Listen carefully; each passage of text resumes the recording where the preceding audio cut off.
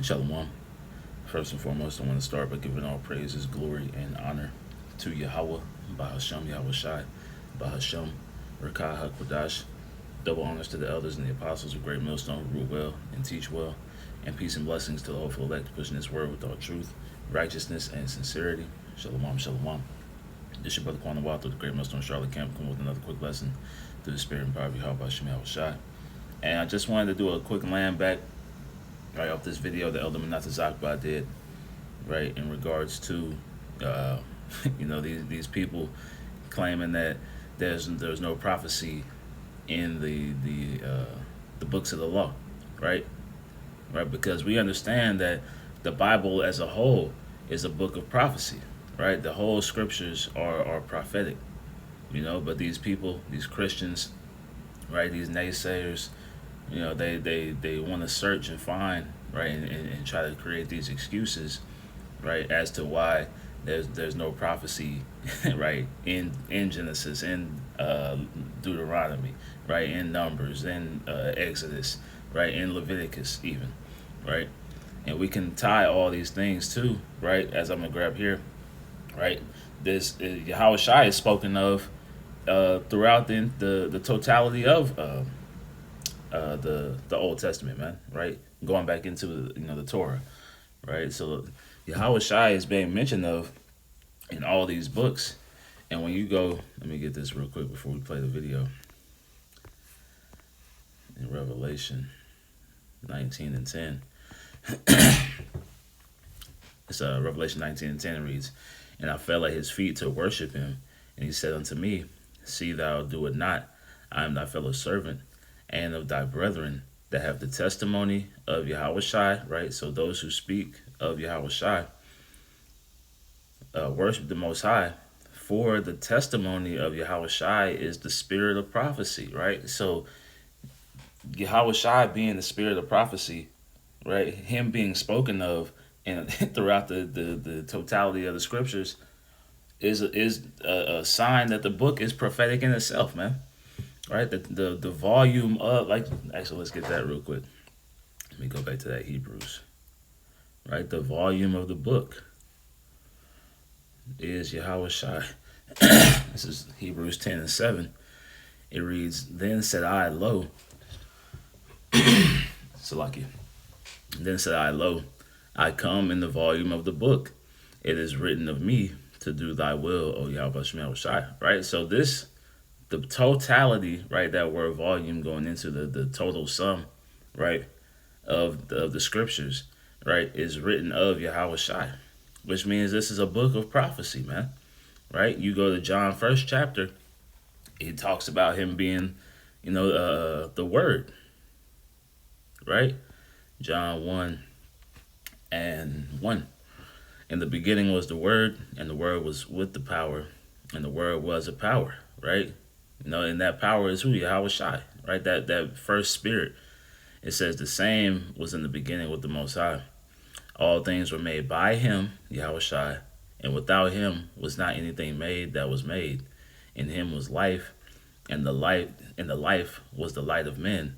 And the light shineth in darkness, and the darkness comprehended it not. Right? But the point being, right, that word, right, being Yahweh Shai, is in the totality of the scriptures, man, right? So as we play this little section of the video, right, we have that understanding, that prophecy is throughout, the Bible, man. Good day, people. I want to talk about the Black Hebrew Israelites. The Black Hebrew Israelites are reported to be a hate group by the Southern Poverty Law Center, who maps out all the hate groups across the United States. The Hebrew Israelites claim to be the true Jews. Now, they have included in this the Mexicans and the Native Americans, the blacks, the Haitians, and the Jamaicans as the true Jews of the Bible. Now, I want you to understand that the book of Deuteronomy is not a prophetic book. Okay, it's the book of the law, it's the Torah. If you want to go to the prophetic books, you got to go to Jeremiah, Isaiah, Ezekiel, those books. Now, your claim that you Now that's pretty much the point, right? So he's claiming that, right, Deuteronomy and even the other books of the law are not prophetic books, right? But if they're speaking of Yahweh Shai in these books, then it's prophecy, man, right? Along with other things that are going to take place, right? But just speaking on Yahweh Shai, you know, let's go. Let's start here in Deuteronomy, since he claims Deuteronomy isn't a prophetic book. It's Deuteronomy. Where we at? Salakia. 18. Salakia. Having some issues with this.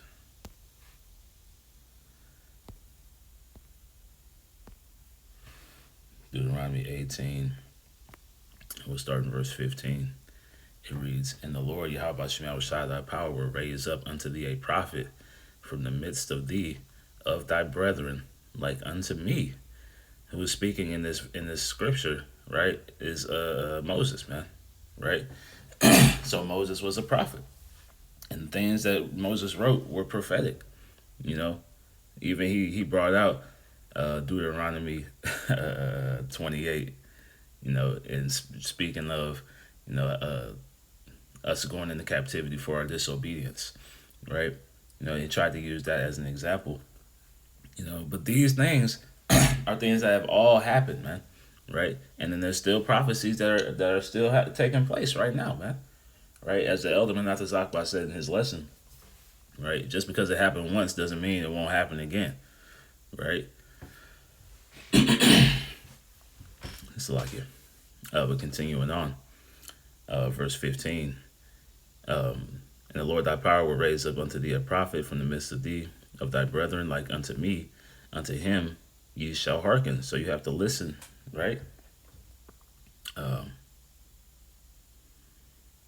Verse 16. According to all that thou desirest of Yahweh Shemel Shai thy power in Horeb, in the day of the assembly, saying, Let me not hear again the voice of the Lord my power, neither let me see his great fire any more, that I die not.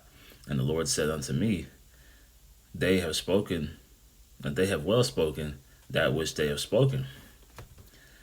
I will raise them up a prophet from among their brethren, right, being Yahweh Shai, like unto thee, you know, because Yahweh Shai is that mediator, just as, you know, Moses, you know, was a mediator for the people, man, right? It says, like unto thee, and will put my words in his mouth, and he shall speak unto them all that I shall command him, right? So Yahweh Shai, this is speaking of Yahweh Shai ultimately, man, right?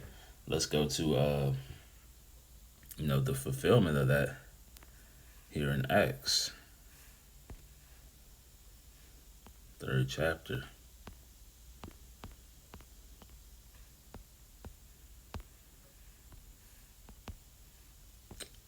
What's doing that? Acts 3. There we go. And we'll go to verse 22. It reads, For Moses truly said unto the fathers, A prophet shall the Lord your power raise up unto you of your brethren, like unto me. Him shall ye hear in all things whatsoever he shall say unto you. And it shall come to pass that every soul which will not hear that prophet shall be destroyed from among the people, right? So those who didn't hear, right, who didn't hearken unto the message, right, are subject to destruction, man. You know?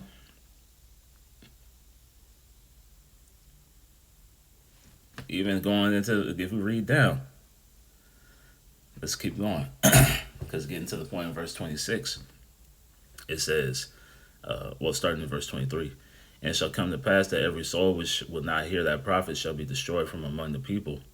Yea, and all the prophets from Samuel and those that follow after, as many have spoken, have likewise foretold of these days. So these prophets were raised up, right, repeatedly. It's like throughout the scriptures. It says, Ye are the children of the prophets, and of the covenant which the Most High made with your fathers, saying unto Abraham, and in thy seed shall all the kindreds of the earth be blessed, right? So all Israelites, right? That's that what that word kindreds goes into. Unto you first, the Most High, having raised up his son, Yahweh Shai, right? Sent him to bless you in turning away every one of you from his iniquities, right? So Yahweh Shai was that final prophet before that sacrifice, man, to send you for that, to be sent for that warning, you know. Let's get this in. And now you have the prophets out here on the highways and hedges, right, doing these video epistles, right, giving the warning out through the spirit of Yahweh Shai, man, right? Yahweh Shai has his spirit on these men, right, to give you this warning, right, so that you either hear or forbear. And like I said, everyone that will not hear will be destroyed, you know. But let's go here to John chapter 5 and 46. It reads, I start in 45. It says, do not think that I will accuse you to the Father. There is one that accused you, even Moses, in whom you trust. For had you believed Moses, you would have believed me, for he wrote of me, right? So Moses wrote of Yahweh Shai, man, right? A multitude, multiples of times, man, right? It says, but if you believe not his writings, how shall you believe my words, right? So the Yahweh Shai being spoken of by Moses, right, is prophecy, right? That took place in Deuteronomy, right? Let's get this in Genesis, right, where Yahweh Shai was spoken of, right? Because again, he is spoken of throughout the totality of the scriptures, man, right? Genesis chapter 49 and verse 10.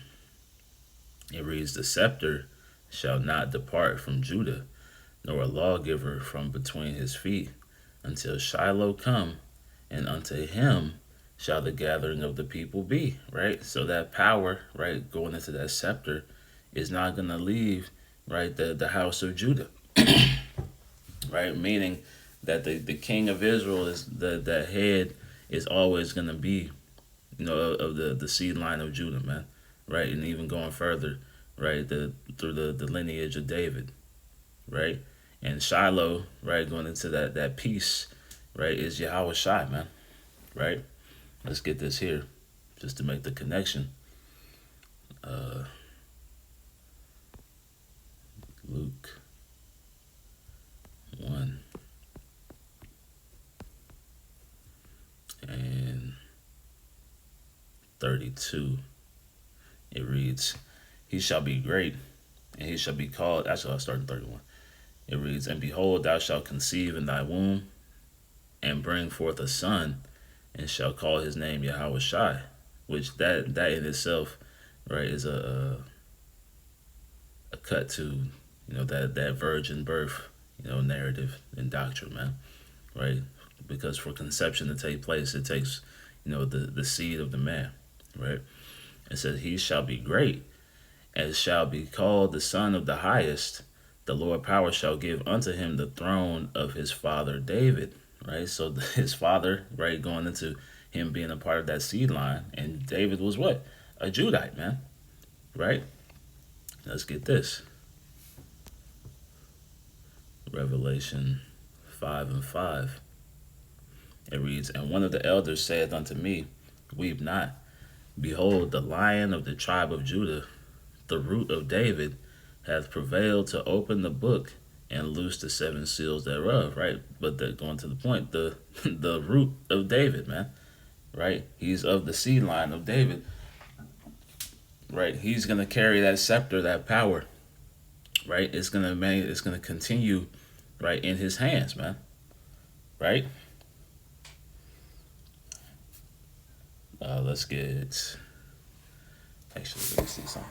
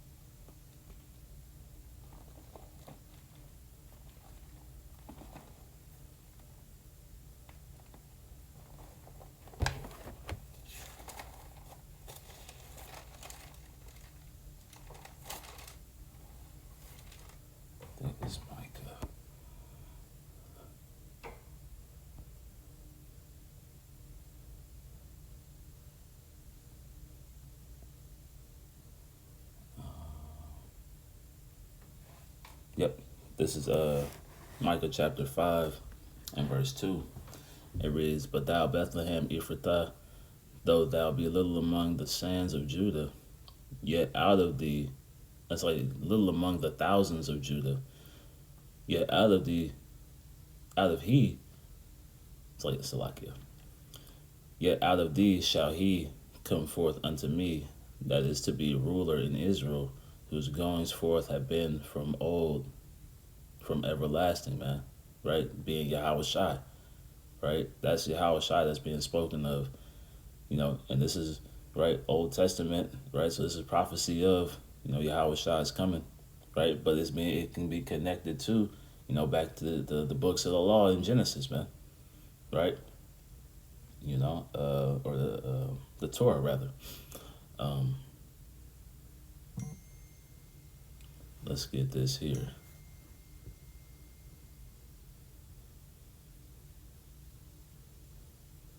Go to Numbers.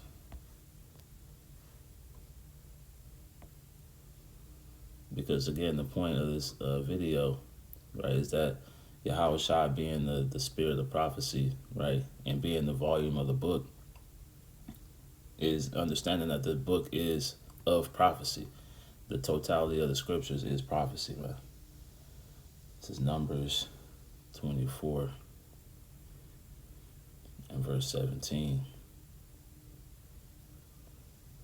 It reads, "I shall see him, but not now. I shall behold him, but not nigh. There shall come a star out of Jacob, and a scepter shall rise out of Israel, and shall smite the corners of Moab, and destroy all the children of Sheth." Right? That star is who? Yahweh Shai, man. Right? Going here to Matthew 2 and 2. Right?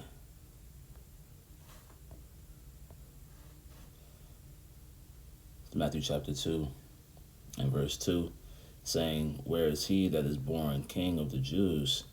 For we have seen his star in the east, and are come to worship him." Right? Let's go here to Revelation 22 and 16.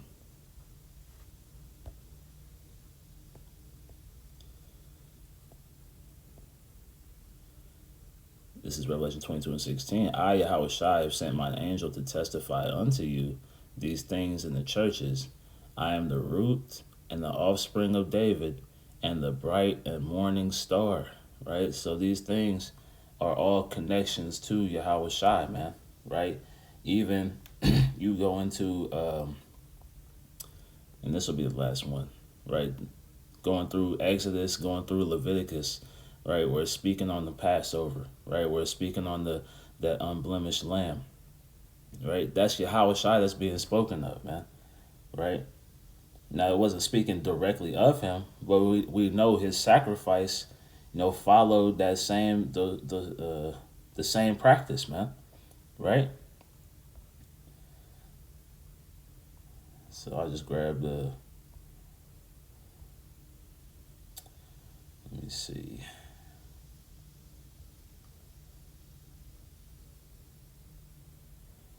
I'll just go here just to make that point.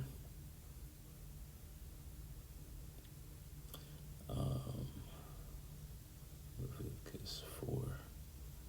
It's Leviticus chapter 4 and verse 27. Actually, let me see how I can jump down.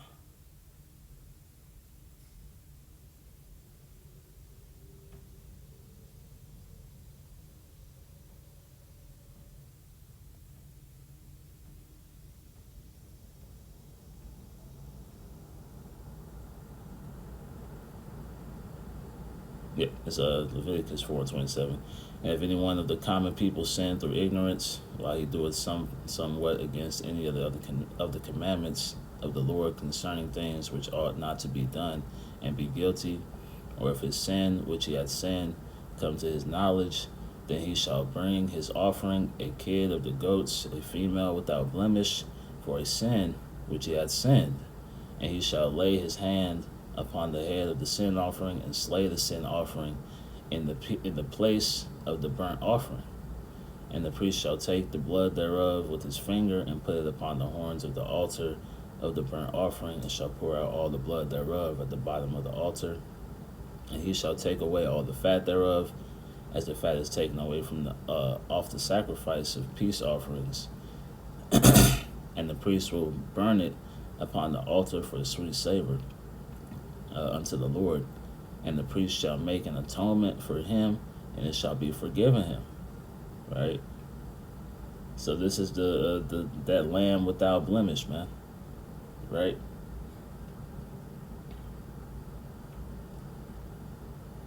And again, that blood is spilled for the remission of sins, and Yahweh Shai came, right, for the remissions of our sins, man. Right, to be that propitiation, that payment, right. So we'll just link that here in 1 Peter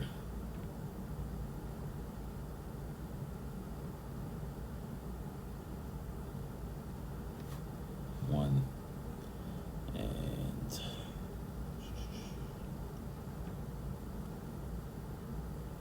19. It reads, well, let's start 18. It reads, 1 Peter 1:18, for as much as ye know that ye were not redeemed with corruptible things as silver and gold from your vain conversation received by tradition of your fathers, but with the precious blood of Hamashiach, as of a lamb without blemish and without spot. Right? So Yahweh Shai was that lamb without blemish and without spot, man. Right?